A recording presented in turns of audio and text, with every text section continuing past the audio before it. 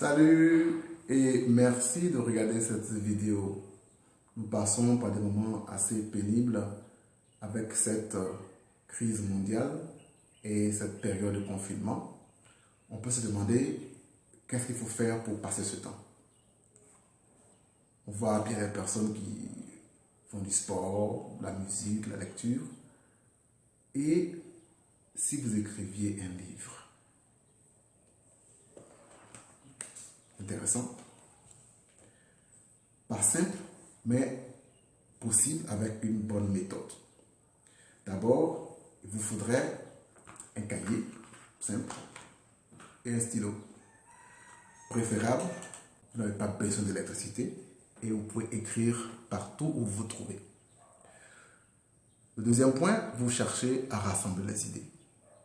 Peut-être par la lecture ou dans votre imagination, si vous voulez écrire sur votre histoire ou sur quelque chose que vous avez entendu, ou donc vous rassemblez des idées sur ces faits et vous les notez dans votre cahier, simplement.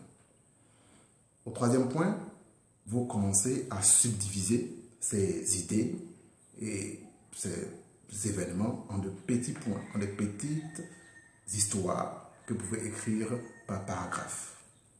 Par exemple, vous voulez écrire l'histoire de votre confinement durant ce mois de mars. Vous pouvez la diviser en semaines. Comment vous avez vécu durant la première semaine, la deuxième semaine, la troisième semaine, etc. Et chaque semaine, il y a des jours. Comment vous passez chaque journée, chaque moment de la journée? Et vous essayez d'écrire chaque moment de la journée en un paragraphe.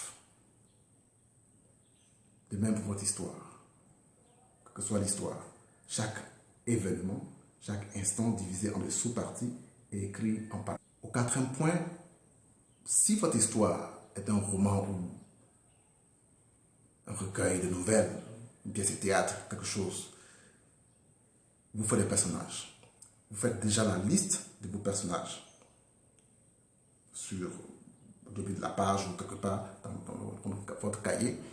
Faites la liste de vos personnages avec les différents rôles et comment ils vont intervenir dans votre histoire. Pour ne pas oublier, parce que quand vous allez écrire votre histoire, vous pouvez mélanger les personnages et ne plus savoir qui devrait être qui dans l'histoire. Donc il faut les noter pour pouvoir vérifier à chaque fois que vous écrivez l'histoire. Si c'est un thème sur un essai littéraire, vous n'avez pas besoin de personnages. Vous écrivez votre réflexion en la subdivisant en plusieurs parties. Et au fur et à mesure, chaque partie divisée en de sous-parties qui se représentent des paragraphes dans votre rédaction. Le cinquième point, vous commencez la rédaction. Vous écrivez votre histoire, simplement, sans penser aux fautes de grammaire ni d'orthographe, parce que vous aurez le temps de relire à plusieurs fois votre histoire. Au sixième point, vous avez écrit votre histoire, vous écrivez quelque chose, des paragraphes, et à un certain moment, vous êtes bloqué.